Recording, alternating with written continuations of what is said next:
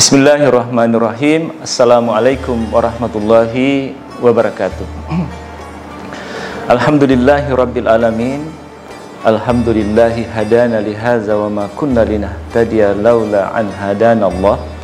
Allahumma salli wa sallim wa barik ala sayyidina Muhammadin wa ala alihi wa sahbihi wa man wala.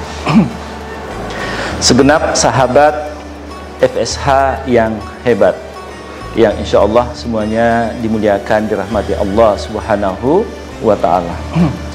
Alhamdulillah, kita diberikan kesempatan kembali oleh Allah Subhanahu wa ta'ala untuk mencicipi, untuk bisa merasakan kenikmatan hidangan yang begitu hebat dan luar biasa yang Allah siapkan selama bulan suci Ramadan. Buat siapa? Buat kita, umatnya baginda Nabi Sallallahu Alaihi Wasallam. Di mana di bulan suci Ramadan ini penuh dengan kemuliaan dan keberkahan, hari-harinya, jam-jamnya, detiknya, semua amaliyahnya, selama kita menjadikan diri kita sebagai seorang hamba, di mana kita tidak hanya sekedar manusia, tetapi seorang hamba yang pandai untuk senantiasa menghubungkan hati nuraninya dengan pencipta alam semesta, maka dialah yang insya Allah akan bisa merasakan kenikmatan bulan suci Ramadan itu. Pemirsa sahabat FSH yang dimuliakan Allah, ibadah puasa, kalau kita melihat dari sisi definisinya, maka as-shaumu itu adalah al-imsak an syahwatai al-batni wal fajr al-batni wal farji min tulu'il fajr ila ghurubi syamsi biniyah. Puasa itu adalah menahan diri dari dua kekuatan yang ada pada diri manusia, yaitu kebutuhan perut dan kebutuhan kemaluan, sejak terbitnya matahari sampai terbenamnya, dengan niat khusus. Yang menarik untuk kita cermati bersama di dalam definisi ini adalah kenapa hanya ada dua yang disasar di dalam pelaksanaan ibadah puasa, yaitu apa yang menjadi kebutuhan perut, apa yang masuk ke kerongkongan, dan apa yang ada menjadi kebutuhan seksual itu atau kemaluan itu. Sebab dalam ilmu fikih mengajarkan ketika dua hal ini dilanggar, maka secara otomatis akan langsung membatalkan ibadah puasa. Sementara perilaku kesalahan dosa yang lain itu biasanya akan mengurangi pahala, ataukah bisa jadi menghilangkan nilai pahala dari ibadah puasa, meskipun puasanya tetap berjalan dan diterima tanpa pahala. Itu kalau dosa-dosa yang lain.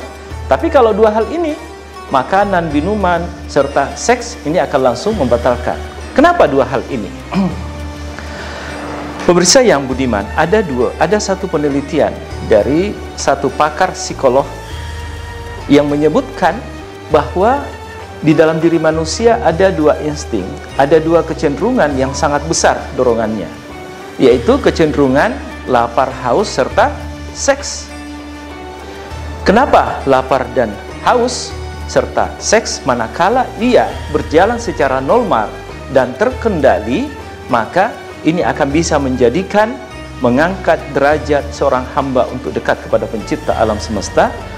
Namun sebaliknya, bisa jadi karena dua dorongan yang besar ini, bila kita tidak pandai mengendalikannya, itu akan menghinakan, akan menurunkan derajat manusia.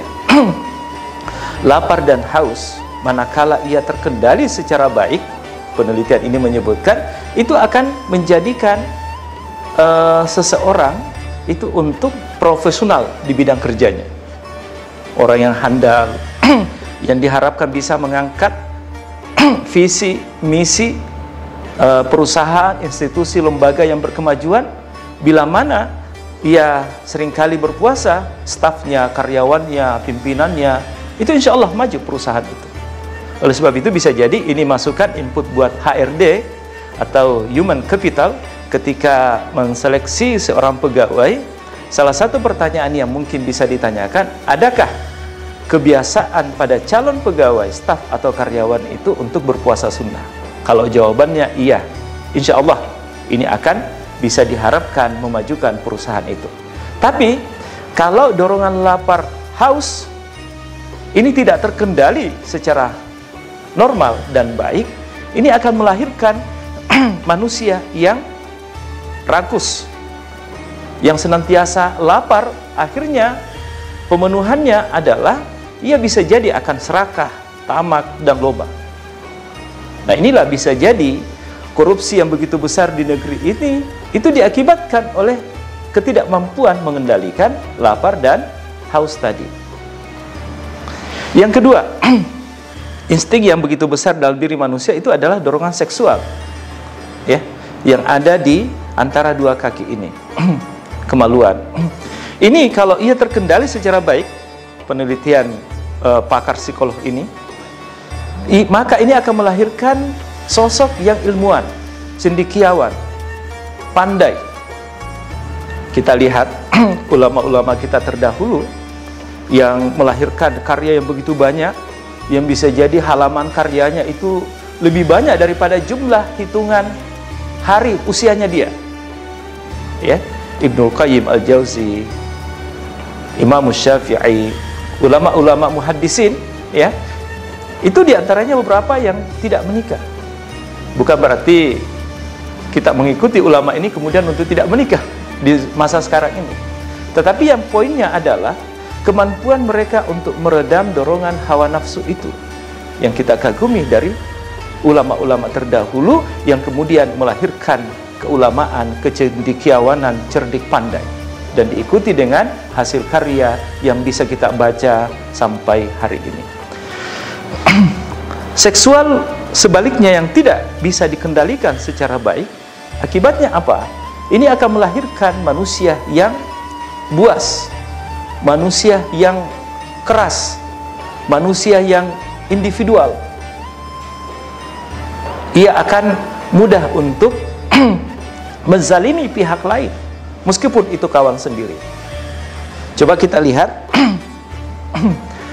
para sultan, para raja itu yang zalim, yang lalim pada masa dulu, itu nggak cukup dengan satu istri, 2-3 istri itu bertebaran di mana-mana.